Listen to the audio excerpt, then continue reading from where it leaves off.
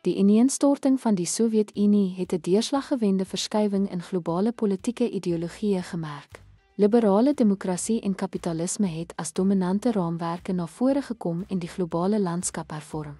Maar wat beteken dit vandag vir ons?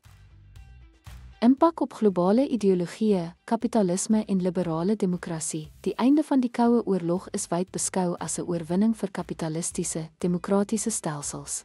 Westerse nasies het vrye markte, individuele regte en verteenwoordigende regering as beter as gesentraliseerde, staatsbeheerde ekonomieë bevorder. Die vermeende sukses van die Verenigde State en Wes-Europa het die wêreldwye aantrekkingskrag van hierdie stelsels versterk. Kommunisme en sosialisme. Die ineenstorting van die Sowjetunie het die gesentraliseerde, autoritaire kommunistiese model in die oë van baie in diskrediet gebring.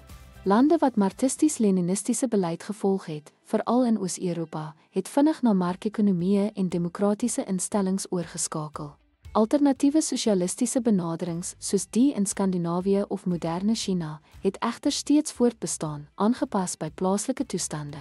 Opkoms van hibriede stelsels. Die einde van die Koue Oorlog het eksperimentering met hibriede politieke en ekonomiese modelle aangemoedig.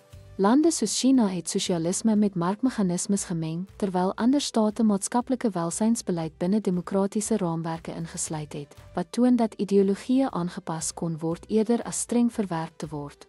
Invloed op moderne politiek. Begrip van die Koue Oorlog se slot help om huidige ideologiese debatte te verduidelik. Westerse liberale demokrasie bly invloedryk, maar alternatiewe modelle, insluitend autoritaire kapitalisme en godsdienstig ingeligte regering, bestaan wêreldwyd voort.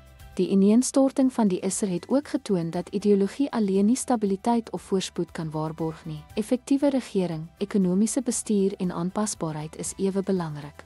Afrika en ontwikkelende streke. In Afrika en ander streke van die globale suide het die ideologiese nalatenskap van die Koue Oorlog politieke oorgange gevorm. Baie nasies het wegbeweeg van Sowjetstyl sosialisme na veelpartydemokrasie en markgerigte hervormings. Tog bly hibriede benaderings na vore kom, wat 'n balans tussen plaaslike behoeftes, globale druk en ideologiese eksperimentering weerspieël. Kontemporêre refleksie. Vandag word politieke ideologieë nie net op teorie geëvalueer nie, maar ook op praktiese uitkomste. Die einde van die Koue Oorlog versterk die idee dat suksesvolle stelsels buigsaamheid, responsiwiteit teenoor burgers se behoeftes en ekonomiese volhoubaarheid vereis. Dit moedig ook voortdurende debat aan oor die sterkpunte en beperkings van kapitalisme, demokrasie, sosialisme en alternatiewe regeringsmodelle.